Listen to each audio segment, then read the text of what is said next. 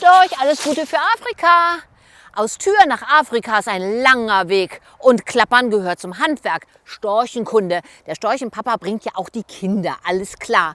Aber warum klappern Störche eigentlich? Nun, damit machen sich die Störchenväter schick für die Damen. Die sind übrigens nicht dem Mann treu, sondern dem Nest. Auch eine interessante Taktik. Könnte man ja mal drüber nachdenken, weil nur wenn der Mann ein richtig gutes Nest zu bieten hat, dann sagt die Storchenfrau, ja, da lasse ich mich drauf ein, aber dann auch nur für eine Saison. Storchenkunde.